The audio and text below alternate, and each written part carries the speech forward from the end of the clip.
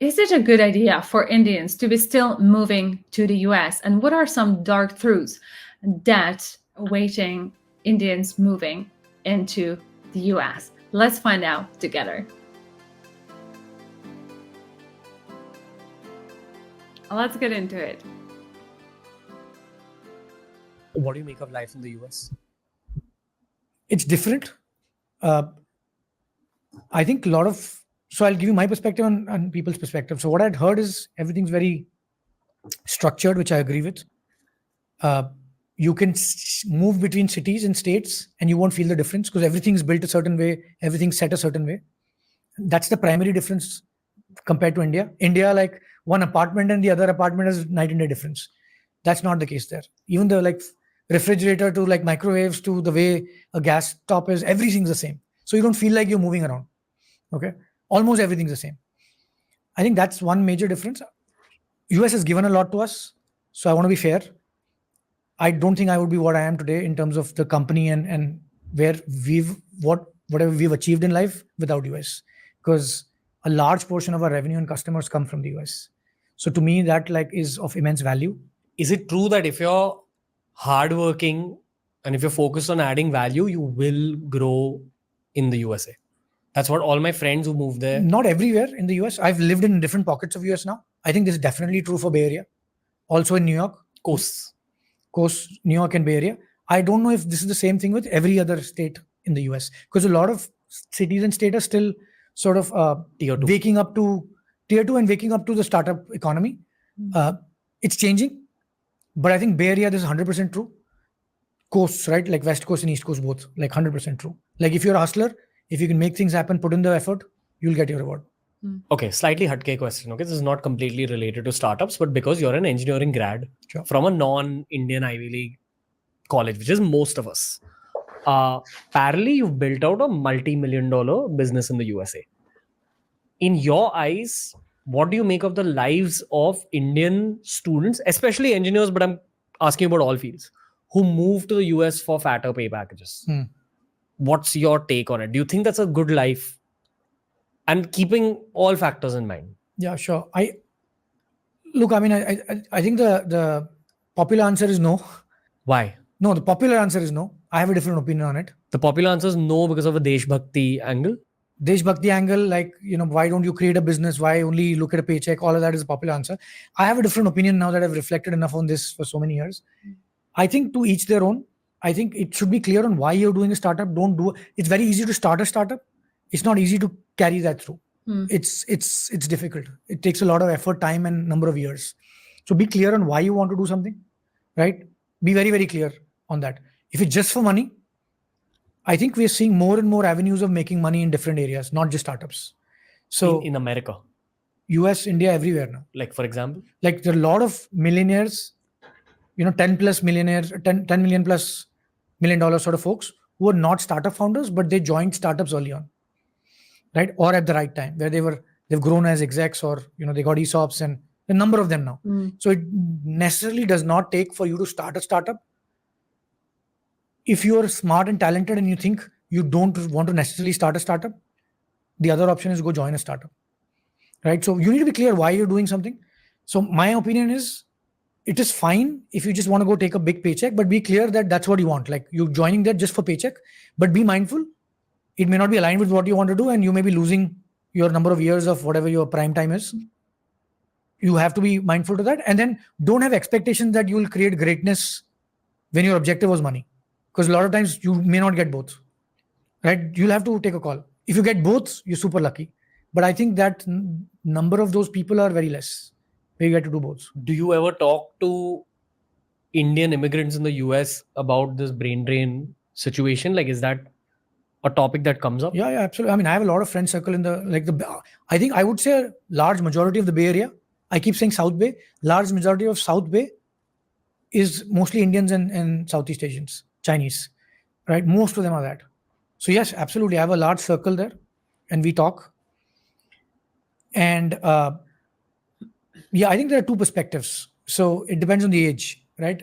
People in their mid-20s, late 20s and early 30s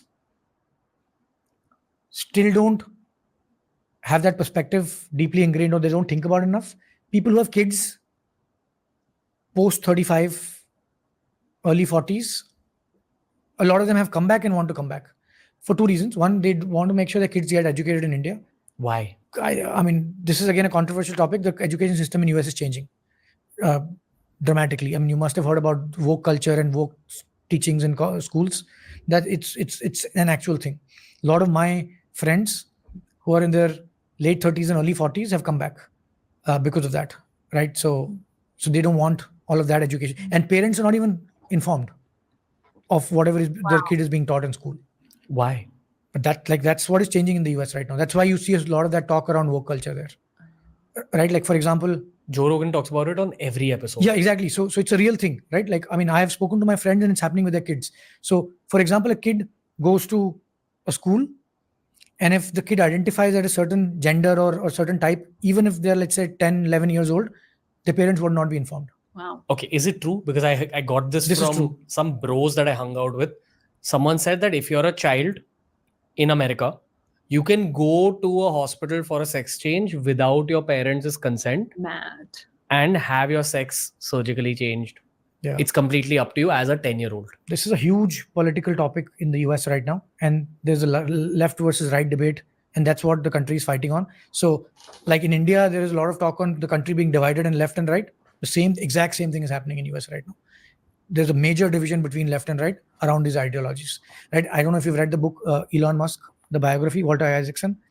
He openly sort of shares in that book that his daughter changed her sex, and that's why he moved from California to Austin, and that's why he's against the woke agenda, right? So if it can happen with Elon Musk, you can only imagine what is going to be with like regular people. Wow. I have a lot of American friends, and I have friends from lots of different countries thanks to my job, which entails that I travel a lot. The one thing that I've noticed about most Americans I meet, not all, and I am generalizing here, but most of the Americans I meet is that they're very hesitant while talking. Mm. You know, they'll say something in the middle of the sentence, they'll apologize and say, no, I didn't mean it that way. I meant like that. And this I've seen so much, where I sometimes make the American person sit down and say, listen, just talk openly, chill. I'm not judging you. I won't get offended by anything you say. And then they open up a little.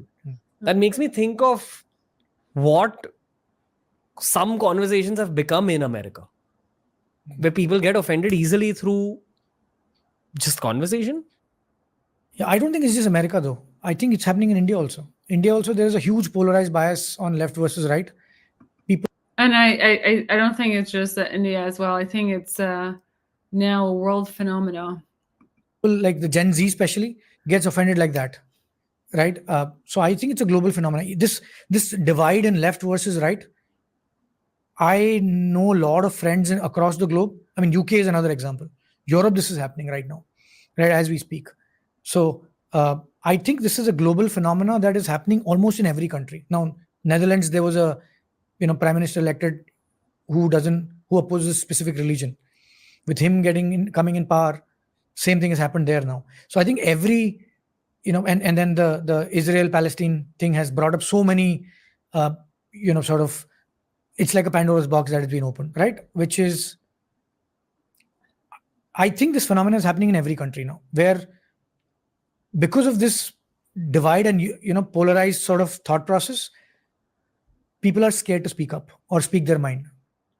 Because once you see the money that you left this country for, you realize that maybe that's not the answer.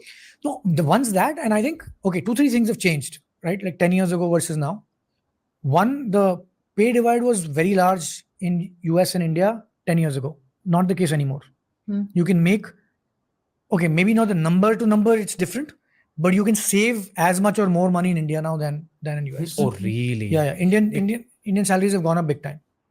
Plus, the cost of living in America is a lot. So exactly. Even if the salaries are extremely inflated, yes, you are also spending that much money to survive in the US. Absolutely. And I'll just add here, it's the same here. I think I mentioned it in my other videos, like literally, with the Brexit, many people that, there was a lot of Czech, Slovaks, Polish, Hungarians that, migrated to the UK after the borders opened.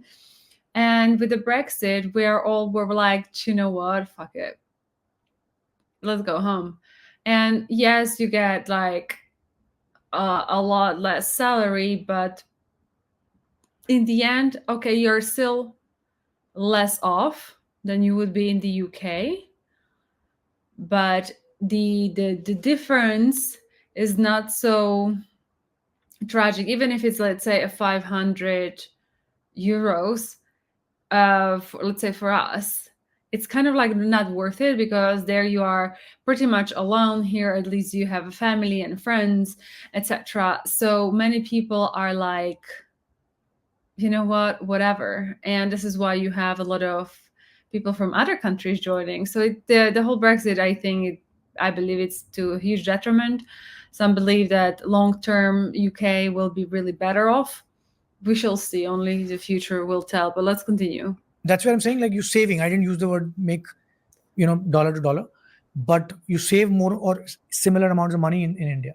So people have realized that and they're okay with that. I've always believed that a college student should usually take advice from a professional under the age of 40. It's what I did when I was in college, and that was the right way to go. Probably when I was graduating, I would have taken advice from someone who's 10 years older than myself. And that was the good advice that I got versus the advice that I got from relatives who are 20, 30 years older than me, who gave me a lot of wrong advice, which I understand now because I saw what happened in my own career. The one advice I give to a lot of the engineering grads in the US who are thinking about the next stage, I actually talked to them about possibly moving to Dubai or Saudi Arabia. These are the two countries that are coming up. And I've gone to Australia, seen how life in that country is, and it's spectacular.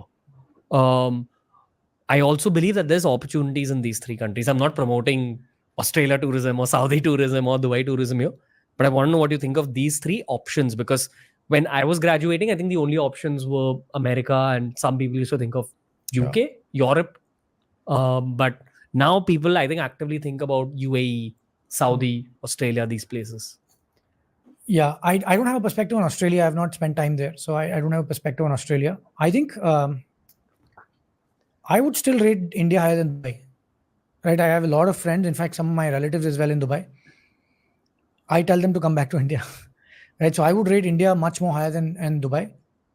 Because I think Dubai still doesn't have that same level of exposure and scale. It does not. India has that exposure and scale, especially if you are in tech. Now I'm being biased. No, sure. Especially if you're in tech, India is the place to be. Exposure and scale. In tech is what I mean. What does that actually mean? Like look at the amount of VC funding that is going in startups. Dubai doesn't even come close to India, right? Like US, China, and India. I mean, India is number 3. So you want to be at the right place at the right time to be able to capture the upside. It's like buying a stock. You don't buy the stock when it's on the top, right? I'm not saying Dubai is on the top, but the upside is very limited there. The growth is very limited there. Okay, you get zero tax, but the upside is very limited there. Where in India, you have an exposure to such wide variety of things. You want to do D2C, there is so much VC money in the market. You want to do B2B, we are seeing a boom on that. If you want to do bootstrap startups, that's possible here, right? If you want to go join a larger company or a corporate, you can do that also. If you don't want to do anything in tech and you want to do alternative careers, right? Even that's opening up now, right? Like you are one great example of that. So I don't think, Dubai is good from a regulation standpoint. There are a lot of things that are allowed in Dubai that may not be possible in India. For example, crypto is an example, right? But I think for most folks, with the exception, like if you're doing something in crypto, possibly you should be in Dubai or Singapore. But for most folks, outside of that exception, I would say like India is the place to bet, because you want to be part of the rising tide versus coming here after 5-7 years. I agree. And what is life in Austin like, where Elon, Joe Rogan, and now yourself, all of you guys have moved? I'm not in the same league, but one day, right? But I mean, Austin is great. I think also multicultural. We're seeing more and more startups go there. I don't like the weather there. It's super hot. It's like Dubai. Really? It's like super hot. I love the California weather, San Francisco weather, and Bay Area weather. I love the weather there. I love the food there. I think Austin you can't fix the weather. Weather is weather. Austin also needs like more multicultural cuisine, but people are nicer in Austin. The other things, California, and like South Bay and Bangalore weather is almost the same, right? So if you see the crowd is a tech crowd, so a lot of people are also very happy with their Google, different kind like Facebook, different companies there in the Bay Area. So they can't also move, right? Because their companies have offices there and their jobs required them to be in California. When a lot of companies allowed you to work remote, a lot of people experimented. They've experimented in Austin, Florida, and now a lot of people are being asked to come back to office and they're not happy. So they have to move back to Cali. Yeah. Or they just have to come back every month on their own cost, at their own cost for meetings and stuff, even if they don't move back. All right. Very interesting insight on the US from the Indian perspective. I believe obviously all of us are aware of the woke culture, but I think that for me, I almost feel like penny dropped when he was talking about it. I think it just anchored in me like the gravitas and the seriousness of the situation when it comes to wokeism, and the way he accentuated with Elon Musk. It's pretty shocking, interesting, because I never knew, because he was like, my child is dead. There was like a couple of weeks ago or a month or so ago, there was like a caption coming from him, and I guess it must have been now as a result of that book. So okay, for me now things are like falling into place, and it's pretty scary when you have a child and you don't know what's happening with them and you are the parent, and then pretty much it's not the school that bears the consequences of their actions. You do as a parent, because you're there to guide them through life and support them. So this is pretty scary. And when he mentioned at the very end that people are making people go to the office, it's a post-COVID era, everyone's trying to be hybrid. Some companies are still keeping remote. The reality is,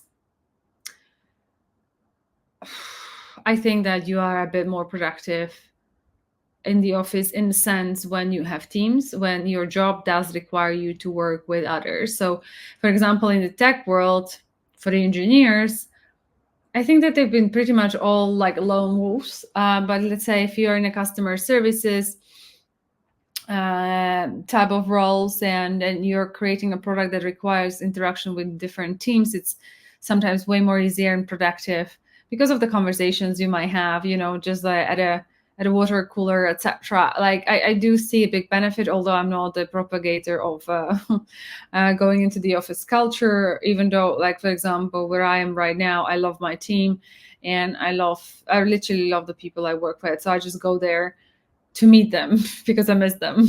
And because I think they're genuinely all great people.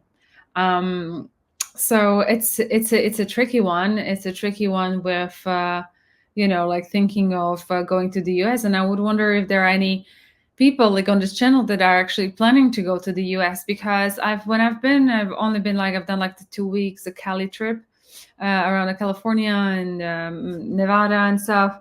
And my vibe, I've always wanted to go to the US. I was that kid that was really like enchanted by the movies. Like I'm a 90210 kid, I'm a Baywatch kid, or the Orange County kid. And I don't know, when I went there, I mean, great, like California, you have mountains and the beach like at 2 hours apart. Like it's amazing. Like, I mean, I loved it there.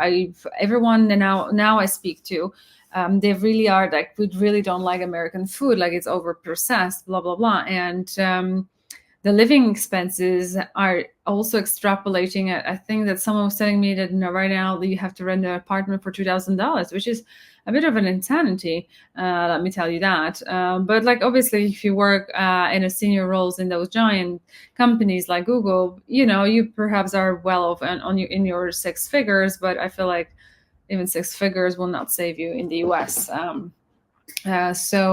And feels like, from what he's suggesting in the video, that a lot of things have shifted. I know that many years ago, at least like 10, someone from our family, like not a close one but more remote, he left for the US early, like I feel like maybe in the 90s, and he came back maybe even 10 years ago now, and he said 10 years ago he said US is not what it used to be. Like, it's like that's what he had said. That's not at all what it used to be. And sometimes I feel like when Trump talks about the US, that's what he's referring to. But it was also very interesting when he was talking about that India is a country for, like, to go and move back to, if let's say if you are considering other option, where we were talking about Saudi, UAE, or Australia. Now, like, you have I think they're largest the startup ecosystem, so it does only make a lot of sense. And I really do agree with him when he said that, you need to, quote unquote, exploit the opportunities, that you want to be exactly on the rising waves, because that's what you'll be the first. You'll have, let's say if you're in the market, first mover advantage, etc. So I totally second what he's saying there. When I was thinking about it and,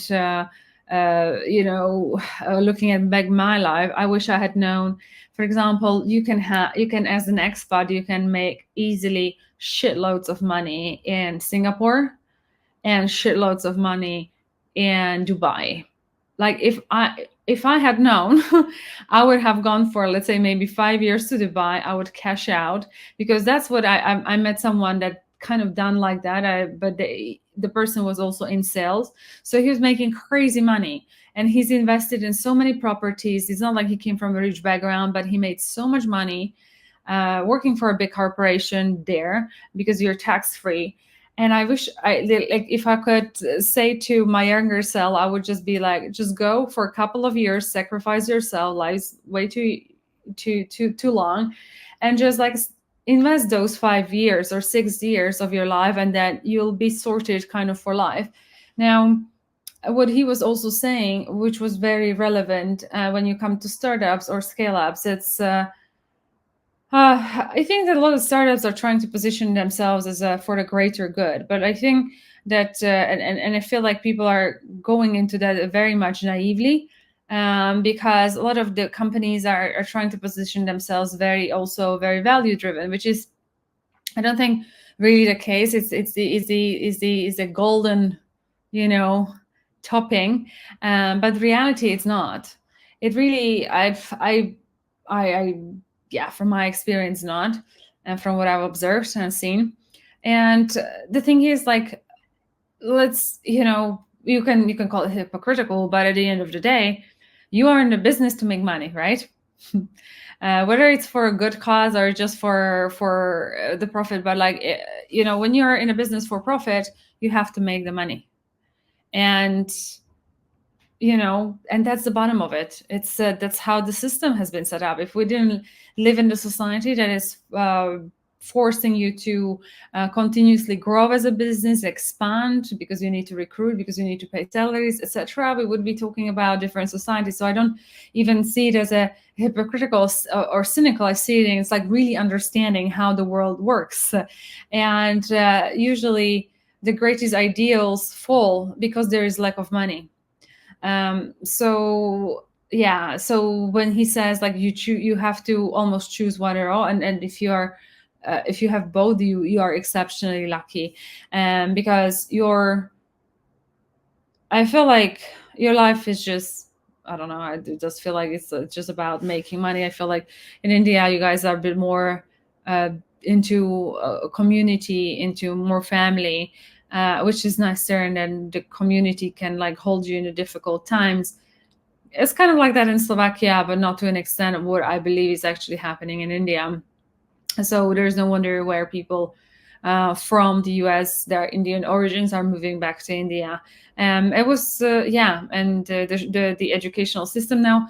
What I know about educational system many years ago now, at least 15-20 years ago, is simply it's only as good as if you are able to afford a private education. If it's a public education, it's a bit of a disaster. So, like, let's say if India has a good private public education, then it's a win, I guess. I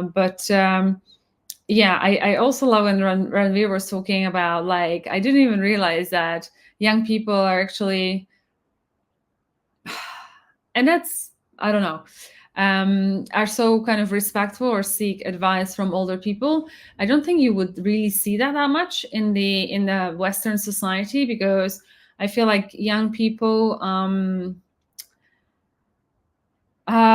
a bit arrogant, and there is not to offend anyone, but that's just a fact. So we have even a saying in Slovakia around that it's hard for me to translate. It's just two words. Like it means, yeah, like a youngsterhood kind of means kind of.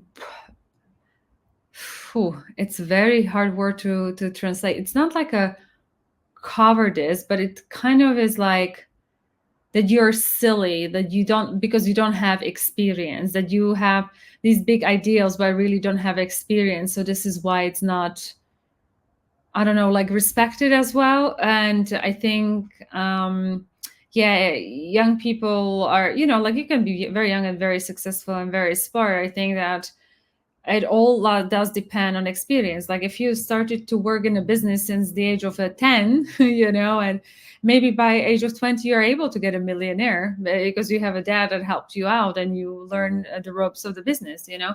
But usually, like, the people are very I would say arrogant. They think that they know better. And I just find it very interesting that he came for advice for someone that is at least 10 years older. Now, the advice I usually would be along the lines like, don't take an advice from someone you don't like their life, or from someone that hasn't gone through the experience that you wish to go through.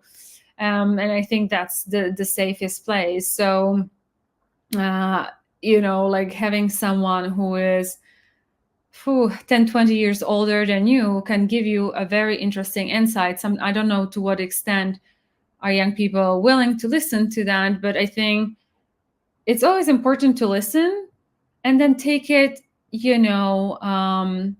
also sometimes with a pinch of salt, in a sense that I feel like, as young people have ideals of what they want to do, how they want to do stuff.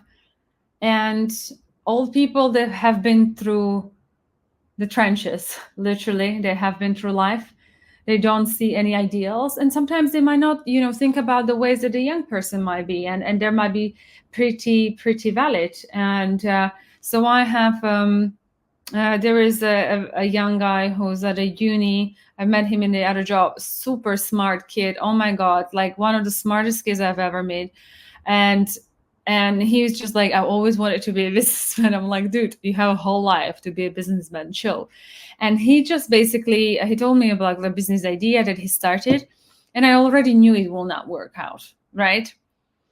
And because it's also like in my experience field. And I was like, well, you're missing so much information. But good on you that you're trying it out.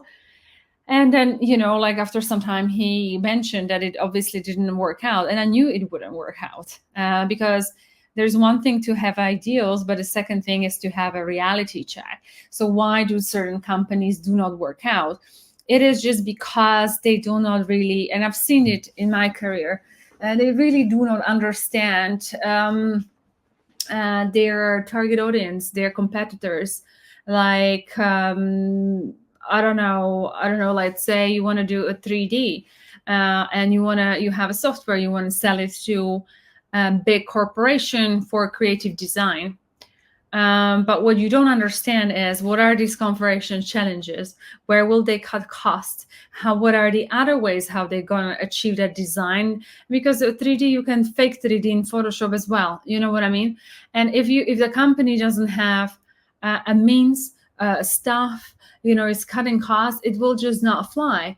And a lot of startups, I don't think that they do their homework really well. They're just like, this is exciting. We're looking at, Statista, the numbers, but these numbers are, I don't know how they sometimes come to that, and the market share and market size, but it just never really translates into reality. So I'm very dubious from my experience when it comes to these statistics. So this is why, like, if you don't really understand the ins and outs and the blockers from the inside of the industry, the organizations, you will you will struggle and you will not be a successful thing. So this is why it's, I think, always good to listen and learn. And maybe you'll find out, like a different ways how to work around it. But I don't think that any person that is like older and is experienced wants, I really hope, because that's like, if I was to advise people, I would just want them to have a better life than me every time, so I would really hope that the older generation is trying to watch out, maybe too strict because they had their fair level of shit throughout the life. And sometimes they just really do know their shit, and 5 minutes of someone's time can save you 2 years of you wasting your time, energy, and money into something that is actually not going to materialize. So for that matter, yes, to all the young generation on this channel, I do recommend speak to a couple of people, see what their perspectives are, and see maybe where you're like run your ideas by them, and if they're trying to tell you, let's say, a no, or they're dubious, try to really understand why, because it can save you time and money and energy where you could be spending on something else. So all in all, I think it was a really nice talk. I hope you guys enjoyed it. If you did, please give a thumbs up, share, like, and subscribe to this channel, and I'll see you next one. Until then, please do take care. I'm sending lots of love. Bye-bye.